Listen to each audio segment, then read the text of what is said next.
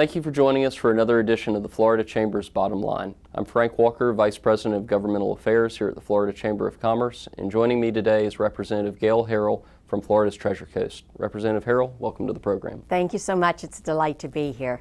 Given your family's robust record of service in our armed forces, you've made veterans issue a priority of yours. What are some of the key veterans initiatives that you and the House Conference are going to be working on over the coming session? As you said, I have a long history with veterans. My husband is a Vietnam vet. Our daughter served in the Air Force. She's married to an Air Force colonel. And we've seen the life that the military has and the sacrifices they make. So I've made veterans issues very key. I think we're going to continue down the road we have been on in making Florida the most veteran-friendly state. That is my goal. That is the goal of the Florida House. And we've been very much marching down that path over the last 10 years or so. We've established the Veterans Hall of Fame.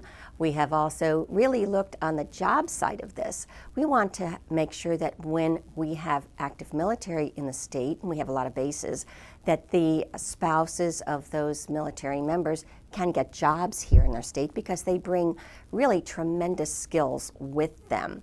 And we've done in the past licensure bills that allow us to expedite licensing for them so that they can use their skills right here and help us while they're here. A priority of yours that is shared by the Florida Chamber is Everglades restoration. This past session, with the passage of HB House Bill 989, there was progress in ensuring funding for those efforts remains on track. Can you tell our viewers a little bit about House Bill 989 and what those dedicated dollars mean for the Treasure Coast? House Bill 989, Legacy Florida as we call it, is really a key bill in allowing us to restore the Everglades. It's a game changer when you really look at what it does for Everglades restoration and for stopping the releases from Lake Okeechobee. As you know, I'm from the Treasure Coast. We are devastated with the releases from Lake Okeechobee. The water comes into our estuaries. We have blue-green algae going now, and it is just devastating to our economy and our small business people. People who run the surf shops, people who have boats, who run marinas. We just had a situation where a marina was totally shut down with blue-green algae. Legacy Florida is the long-term solution.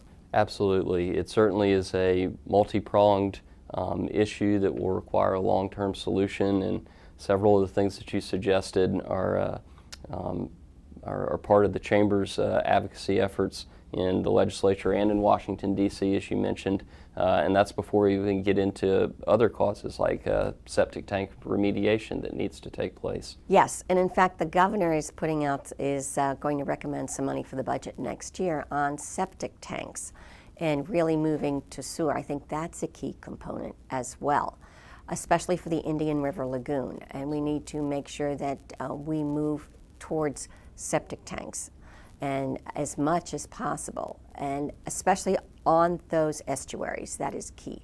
The last issue that I wanted to touch on was workers' compensation, or workers' comp. Back in 2003, the Florida Chamber of Commerce led the charge on reforming our workers' comp system. At that point, we had the highest workers' comp rates in the entire country. After those reforms went into place, we've seen our rates drop over time, upwards of 60%. However, the Florida Supreme Court recently handed down 2 rulings that will unravel some of those reforms. And the consequence for business owners and for job creators in our state is that they could see their rates increase as much as 20%. Could you talk a little bit about whether or not this is something you're hearing from small business owners in your district, and whether or not the legislature is going to be looking to address this issue in the coming session?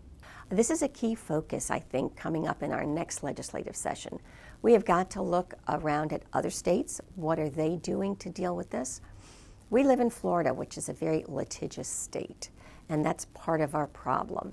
So how do we really make sure that we can reduce those rates, stop the lawsuits, and make sure that workers are covered? We want workers to get taken care of.